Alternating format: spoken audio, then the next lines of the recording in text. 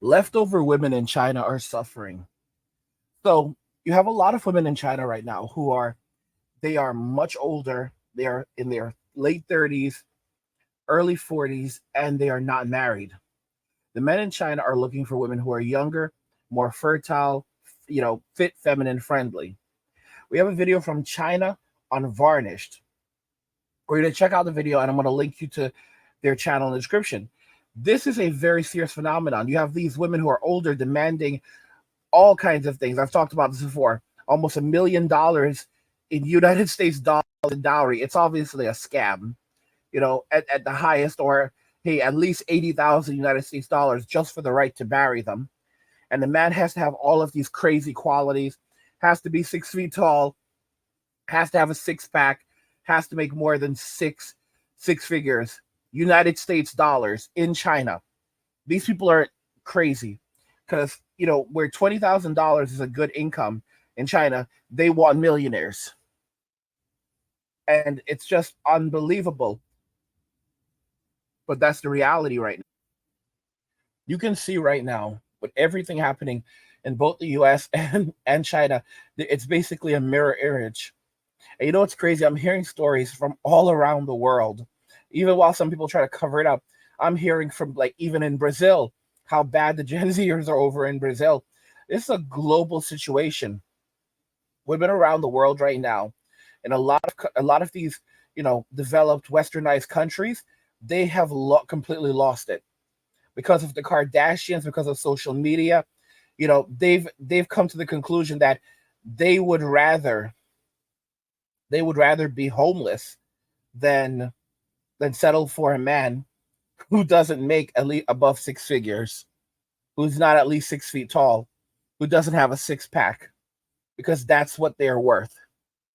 These are women who are barely making any money themselves, but they believe that their value is so great just by the very virtue of being a woman that they're going to get exactly what they want, or else they'll be alone.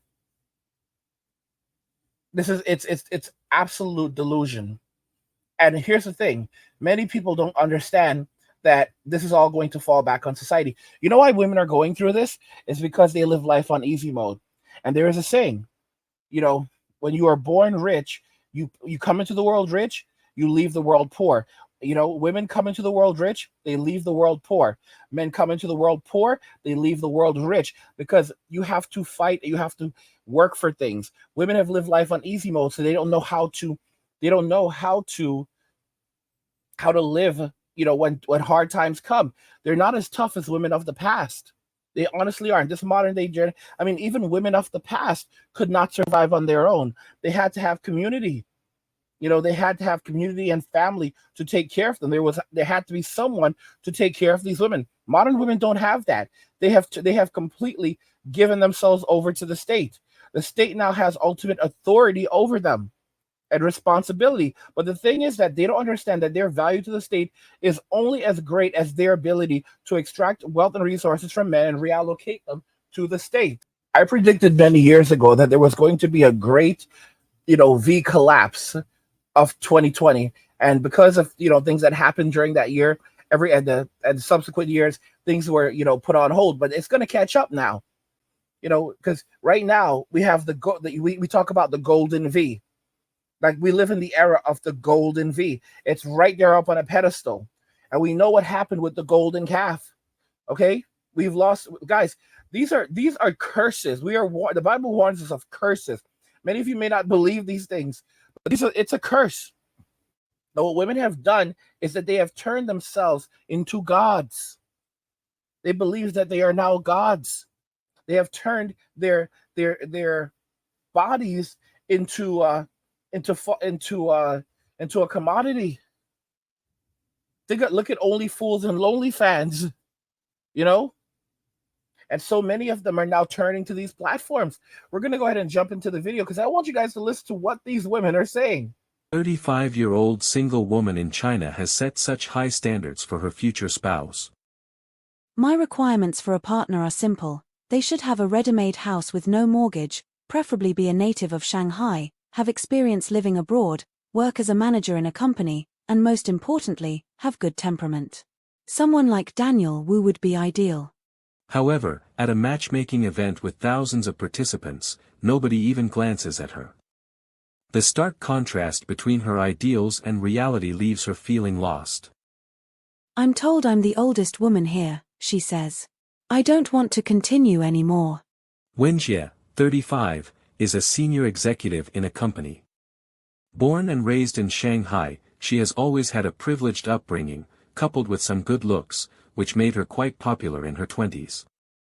However, her high standards have prevented her from finding a suitable partner. It's only now that she's starting to feel the true weight of loneliness. So, whenever she has free time, she shuttles between various matchmaking events in Shanghai. But in her eyes, all the prospective partners are subpar. It's her high and rigid standards that have kept her single for so long. Despite realizing her mistake, she refuses to lower her criteria, even in the face of criticism from matchmakers. What do you have to offer? What makes you so special? What can you give him? Just because you're a woman? Are there not enough women out there? But Wenjie, 35, can't hear any of these words. Seeing Wenjie's attitude, the matchmaker can only helplessly introduce her to a wealthy and handsome man for a blind date. To Wenjie, this man is undoubtedly the ideal marriage partner, but to him, she's worthless. To be honest, I don't even want to look at her. Upon hearing the wealthy man's evaluation of her, Wenjie breaks down. She cries like a teenager. But reality is cruel. When you demand high standards from others, you must also examine whether you meet those standards. In China, there are many older single women like Wenjie. They generally focus only on the man's financial status and social standing, while lacking a clear understanding of their own shortcomings. Their standards for choosing a partner are often very demanding, even unrealistic. Next, let's take a look at some of the exaggerated demands made by other older single women. As a 38-year-old single woman, are our standards for choosing a partner really too high? I don't think so. Even if you don't have money, it's fine, I can support you. I only care about your age. I like men born after 1995. I absolutely do not want men over 30 years old. After all, the health of the child is directly related to the father, right? Another requirement is that I won't consider men who are infertile. Additionally, my standards are even stricter. Men who can't have healthy children are absolutely not acceptable. As for the bride price, I can give you money, say, 200,000 yuan. But our child must take my surname. You should be at least 1.8 meters tall and have abs. We women also value looks and physique. Otherwise, it's embarrassing to go out together. What did I say, guys? 1.8 meters tall, roughly 6 feet tall. You must be 6 feet tall, have a six-pack, and make above six figures. If you don't make above six, in other words, she's saying, and if you don't have that, I will settle for a Chad. However, understand that I will be in charge of the relationship. The child will take my name. I'm the boss. These are masculine women, guys, very, very masculine women. Why would any man get involved in this? These women do not understand that, they don't have a lot of time. Like, guys, I'm here sounding the bell. Like, God, the sky is falling. To be honest, it's really come down a lot already, but people aren't paying attention. Angry, you're insane. Angry, you're crazy. Bro, everything is deteriorating, but hey, have a good day, man. You do you. And the crazy thing is that when people realize that everything is going downhill, when they're like, oh my gosh, this guy really is falling, then they want to come back and talk to me. I said, this has happened to me for many years. I said it. The people who criticize me, the people who say that I'm crazy, they come back years later, angry. Hey, I was one of your trolls. You were right. Excuse me? You were right. And the thing is, they come back kind of resenting me, like with a resentment, like, it's like, hey, yes, you should be more humble. All right. I was, you should be more humble. Let's be friends. Dude, get the hell out of here. Get the hell out of here. Like, you have no shame. Go be homeless. Go suffer. Okay? You were told, you were given this knowledge. You didn't want to listen. Now you got screwed and you're looking for help. Get the hell out of here. You don't deserve these answers, all right? Go watch Destiny. Streamer Destiny. Go listen to these left people who will spout these things and tell you everything's good. Good and good, you know? Go listen to these people. Guys, if you're enjoying the content on this channel, you want even more of this content, just consider checking out the Men Walking Away channel, which is linked in the description of the video. I release daily videos on the Men Walking Away channel, so you can go over there, subscribe to the channel, enjoy the content. There's such an insane level of delusion coming from women in westernized societies. They are not connected to the reality that we are heading into a massive social decline. Like, no one will be able to afford food. You're going to have people living in the woods, living all over the streets. Right now we are waiting for the Supreme Court to rule on a renters thing, which basically will suggest that basically if you don't have a place to live, the U.S. it's along the lines of the government will no longer be able to move you.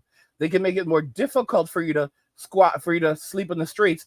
But legally, if you no longer have a place to live and they cannot provide you with accommodations, appropriate and safe accommodations, then you can basically camp out on public land and they cannot stop you. They can try to, but that would be a violation of your constitutional rights. And if they violate your constitutional rights right off the bat, the Supreme Court can get really nasty, because then they'll have the federal government step in and they'll send enforcers. And whenever the state goes up against the federal government, the state always loses. We know that as a fact. Okay? The Supreme Court is the law of the land. You do not mess with the Supreme Court. And there are serious consequences if you do. So we're heading to you're going to see people just living all over the street. Like, people, guys, once people stop paying these crazy rents and everything, and they start living on the street, living in their cars, parking them on this car, guys, it's gonna become like a ghetto out there. Many people are going to say, I'm never going back. I will never pay these prices again. I'm not going to pay $3,000 a month. I'm not doing it. Like, I'm telling you, a lot of people are just going to start living in their cars, living in vans, park them on the road, and basically they'll say to the police, listen, either you have a place to put us or you don't. If you do not have accommodations for us, then you cannot move us. Okay? We do not have the means, so you cannot move us. You can't do anything. Oh, we're going to go out to the woods? We don't have anywhere to live. Do you have an appropriate place to put us? And if they don't, they're screwed. It's going to be massive.